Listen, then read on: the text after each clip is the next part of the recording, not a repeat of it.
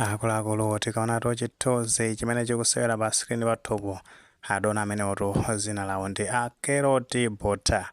Iwo atu ndotchuka kwambiri m'masamba mchezomu matsamba akende kuti a WhatsApp komanso TikTok.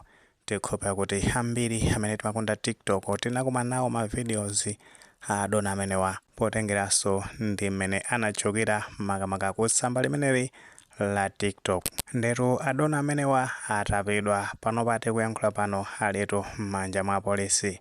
Enano kumaza kandi funso kuti awatapa chifukwa chani, chifukwa choti amachuka pa masamba mchezo chachitika chenicheni ndi chani. Makosana tisanankhetu mafunso amenewa tate tinkonerako zimene ndithu amapanga posti kusamba awo la TikTok kenako tipitizeni nkhani.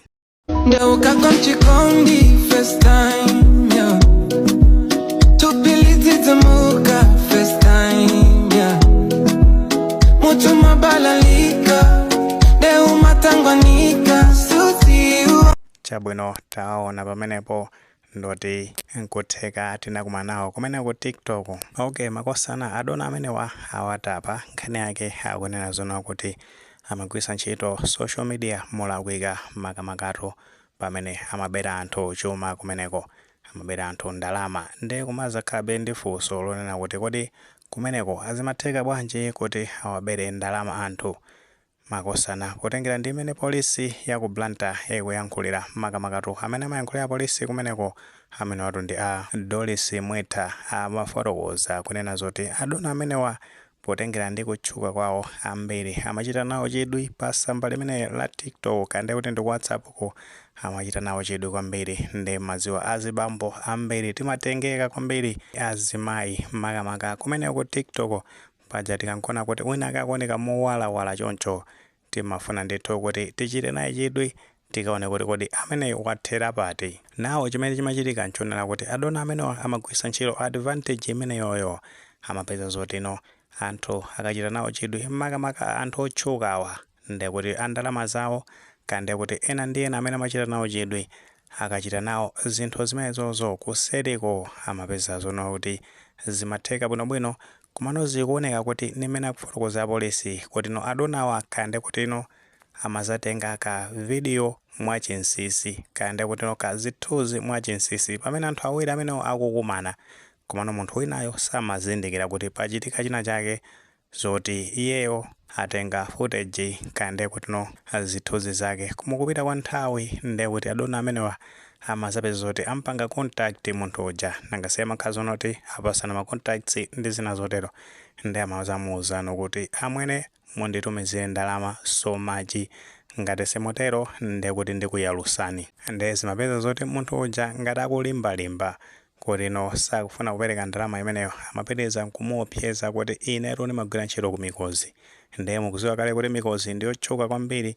Mukapeza zoti simukupanga zimenezo ndipeza zoti zithunzi zanu kandi kuti ndikane manu takamuponya pa page imeneyo ndi tione kuti mmene muyalukire zikhala zikuyenda motani. Ndi zimenezo zikuoneka kuti no adonawa amakhala akulandira ndithu ndalama kwa anthu otchukawo popano kuti angayambe kuyaluka. Ndi ena mwa anthu amene amachitidwa mchitidwe umenewo anakhala akupita kukadandaula ku polisi ku Blantyre. Moti apolisiwo zikuoneka kuti ali ndi ndandanda wa anthu otchukawo amene ali andalama zawo kandi kuti mablesa ndi ena otero makamakato pa zimene amakumana nazo pa nsikana amene kumano apanga withheld data imeneyo for privacy ya makosana amene amatengeka ndi mkazi ameneyi. Ndeno toposatira ndi kuchuluka kwa madandaulo apolisi anachita no chidwi chowasakasaka adonawa ndi kumene amapeza zoti lero lino awatapa ali m'manja mwawo kwa fosato mafoso awiri atatu pa nkhani imeneyi. Kumano potengera ndi apolisiwo amafotokoza kunena zoti adona amenewa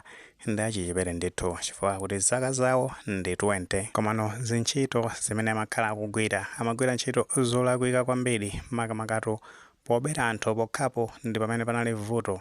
Business inayo ilibe vuto kwenikweni popetengera kuti anthu amachita kugwirizana. Komano izo zomapanga blackmail anthu kumapeto wake kumapanga demand ndalama zimenezozo ndi zimene zili ndithu vuto lalikulu kwambiri. Nawo uthenga ndionena kuti paja ambiri timatsata bwino kuti kuli woimba wina wake uja amaziwa kuti Shidomani anazayimba nyimbo imene amanena zona kuti kutchuka ni ngozi.